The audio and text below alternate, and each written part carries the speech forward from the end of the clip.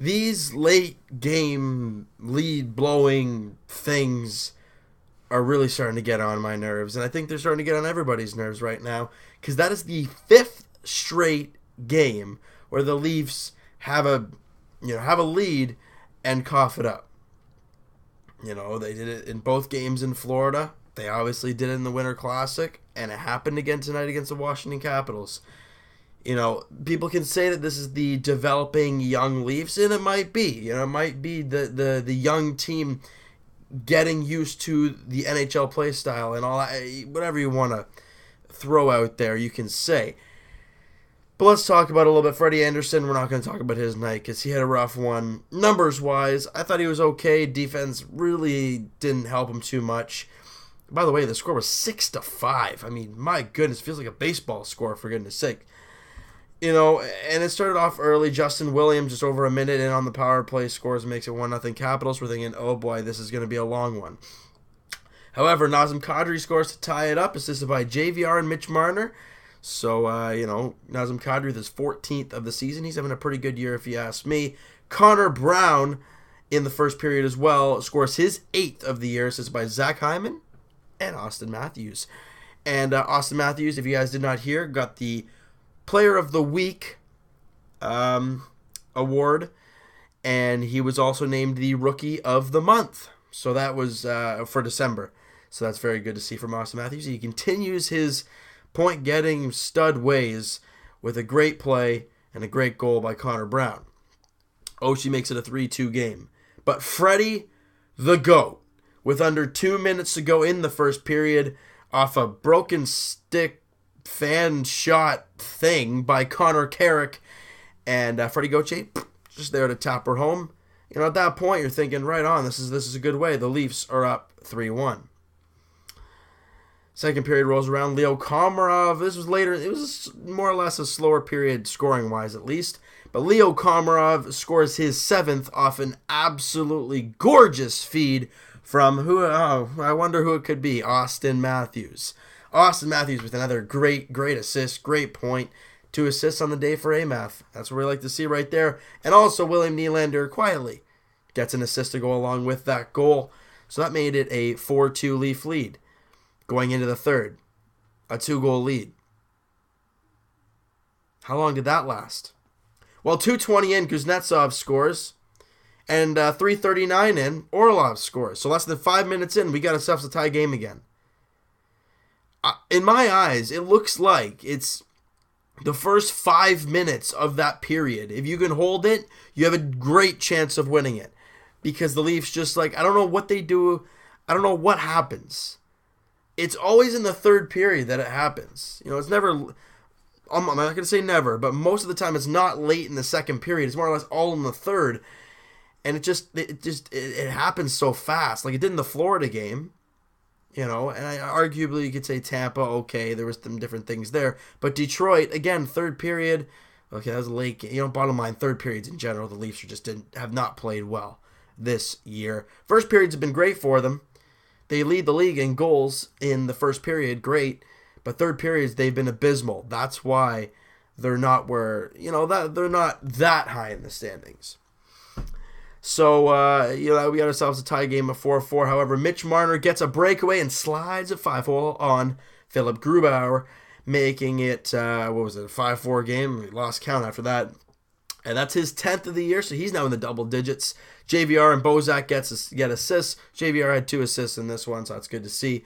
However, just over, under 3 minutes later, John Carlson, in front of the net, a defenseman, scores, and we have ourselves another tie game. And you know what? I don't like it. I don't like these late lead blows, whatever you want to call it.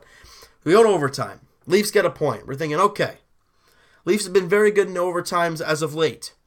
They are not good in shootouts whatsoever, so let's try not to get there. Well, Alex Ovechkin scores his 18th of the year, and you know what?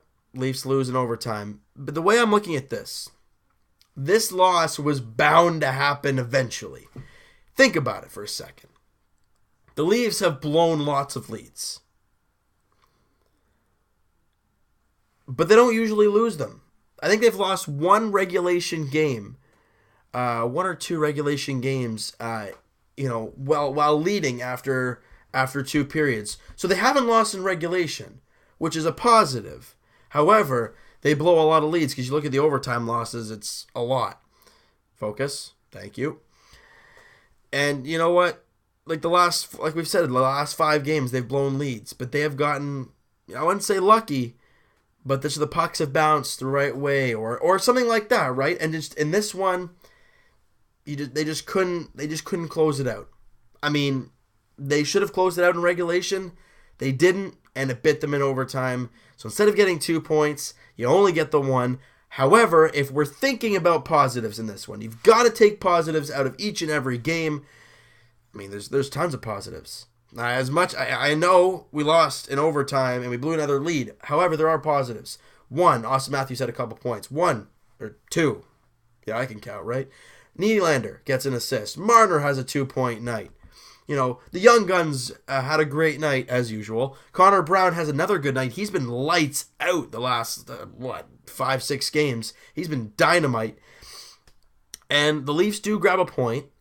Therefore, with Tampa Bay's loss to Winnipeg today, as they lost, is it still going on? It's 5-3 in the third period. Pretty much over, because they're not the Leafs. If Tampa Bay finds a way to lose that game, the Leafs would be tied with them. And I'm not sure who would jump who. And also, the Leafs would only be 2 points behind Boston and Ottawa.